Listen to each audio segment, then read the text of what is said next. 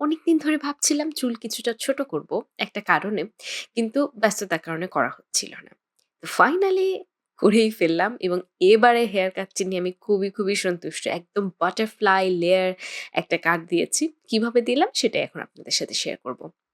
আমি আমার পুরো চুলটিকে ৩ টে পনিটেলে ভাগ করে নেব। ১ম পনিটেলটি হবে কানের আগ পর্যন্ত। অর্থাৎ আমাদের মাথার উপর থেকে একদম কানের যে লতি তার আগ পর্যন্ত আমি ভাগে ভাগ করে নিচ্ছি এবং এটাকে আমি একটি পনিটেল করব। খুব ভালো করে কিন্তু আঁচড়ে নিতে হবে সেটা খেয়াল রাখবেন এবং পনিটেলটা হবে একদম ২ আইব্রো এর মাঝ বরাবর যেমনটি দেখতে পাচ্ছেন। তো ১ম পনিটেলটি করার পরে ২য় পনিটেলের সেকশনটা হবে কানের পিছন বরাবর। অর্থাৎ কানের যে পিছনের লতির পিছন বরাবর এবং যেখান থেকে চুলটা আমাদের পেছনে যাওয়া শুরু করে তার আগ পর্যন্ত আরেকটা সেকশন করে নেব এবং এই সেকশনটাতেও খুব ভালো মতো করে চুল আঁচড়ে একদম মাথার ক্রাউন এরিয়া অর্থাৎ মাথার উপর বরাবর আরেকটি পনিটেল করে নেব।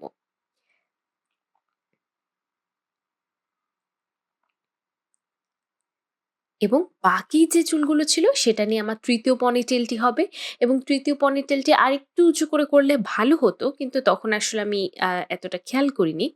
আপনারা যদি চান তাহলে আরো উঁচু করে করতে পারেন। তো সেই পনিটেলটাও আমি করে নিচ্ছি।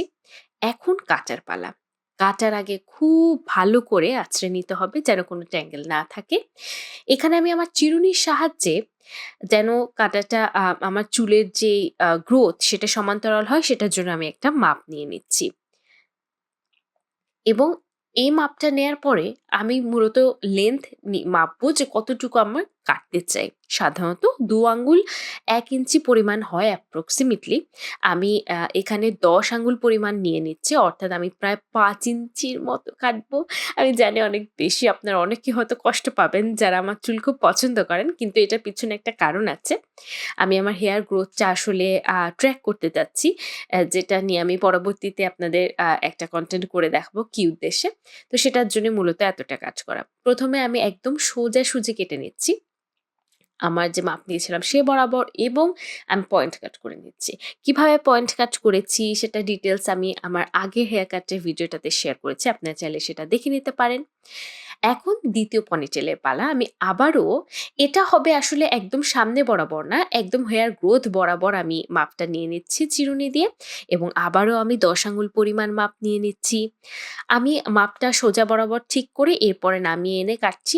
আবারও একদম সোজা একটি আ সমান্তরাল লাইনে কাটছি এবং পরে পয়েন্ট কাট করে নিচ্ছি। আপনাদের চুলের পরিমাণের উপর নির্ভর করে আপনারা ২ টি পনিটেইলও করতে পারেন। কিন্তু আমার যেহেতু পেছনের চুল অনেক ঘন, এ কারণে আমি ৩ টি পনিটেইলে করে নিয়েছি। তাতে কাটতে সুবিধা হয়।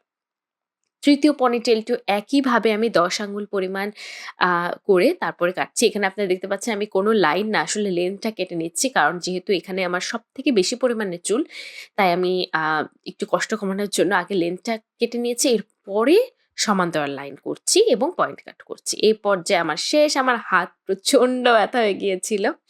এখন মোমেন্ট অফ ট্রুথ আমি খুলছি পনিচুলগুলো। এই কাটটির কিন্তু উদ্দেশ্য ছিল ছোট থেকে বড় একটা ধাপে লেয়ারগুলো পড়ে সেটা। এটা হয়তো এখানে খুব একটা বোঝা যাচ্ছে না। কিন্তু একদম ফাইনাল যখন লুকটা আপনারা দেখবেন তখন আপনারা বুঝতে পারবেন। তো যাই হোক এখন আমি মূলত আকার দিব।